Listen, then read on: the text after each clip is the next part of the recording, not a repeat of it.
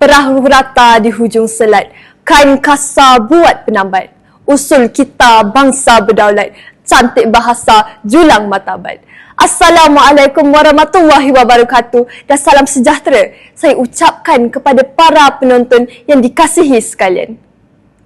Dengan penuh bangga saya berada di pertandingan bicara buku ini ingin memusyawarahkan dengan kalian tentang satu buku yang menggamit perasaan cinta dalam hati seorang remaja ini hanya dengan satu nasihat sahaja.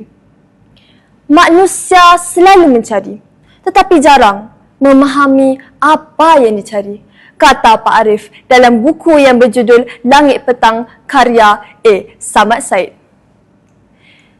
Langit Petang merupakan salah satu koleksi cerita dalam 3 cerita yang ada di dalam buku ini. Perkara pertama yang membuatkan saya berasa suka dengan buku ini adalah kerana betapa dekatnya cerita ini dengan diri kita sebagai seorang manusia yang hidup tanpa makna atau tidak tahu sama ada kita ini bertahan untuk hidup ataupun hidup untuk bertahan. Pernahkah terdetik di sanubari anda tentang satu perasaan yang sukar digambarkan? Tepuk dada, tanyalah hati. Jika bertanya kepada saya masih buntu. Saya masih dalam dilema. Dan saya hanya 17 tahun. Masih panjang lagi perjalanan saya. Tetapi itulah persoalan yang kita perlu tanya diri sendiri agar kita tiada penyesalan di masa akan datang. Dan hari ini, saya akan membuktikan kepada anda bahawa dengan satu naskah sahaja mampu mengubah perspektif kehidupan kepada manusia.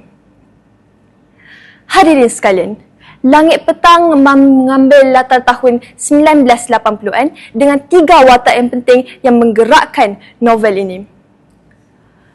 Buku ini bermula dengan watak Hafiz yang pulang dari bandar ke kampung halamannya selepas berhenti bekerja sebagai seorang wartawan. Yang menimbulkan tanda tanya kepada penduduk kampung ialah mengapa Hafiz berhenti bekerja sebagai seorang wartawan walaupun jiwanya begitu akrab dengan dunia penulisan. Di sinilah bermula kisah Hafiz untuk mencari makna kehidupan di bumi suci Selangor Darul Ihsan. Hadirin sekalian, A. Samad Said merupakan individu yang saya sangat hormati kerana penulisannya sentimental dan kompleks dalam menguraikan jiwa seorang manusia melalui penulisannya. Langit Petang dengan watak Hafiz seperti ingin mengingatkan kita bahawa kerja mengembara bukanlah semata-mata berjalan di atas dunia, melihat keindahan alam sambil menghabiskan wang ringgit. Tetapi sebaliknya, alam itu perlu dicermati, diamati dan diteladani.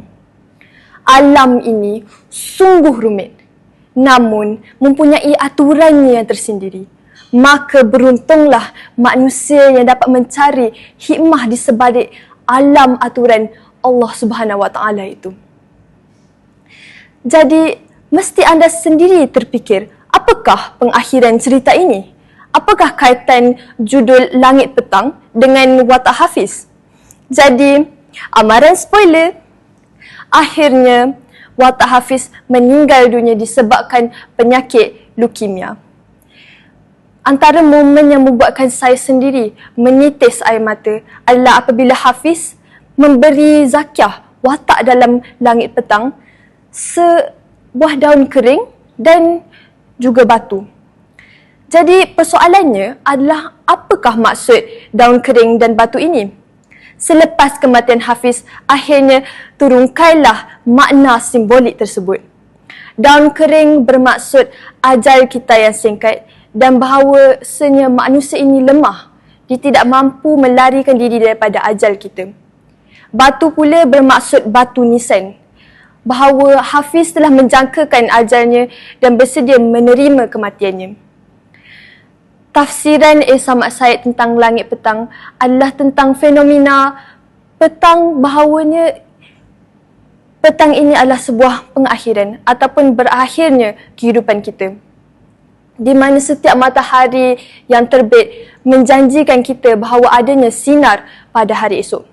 Jadi janganlah kita berputus asa hanya kerana kita ada penyesalan pada masa kini.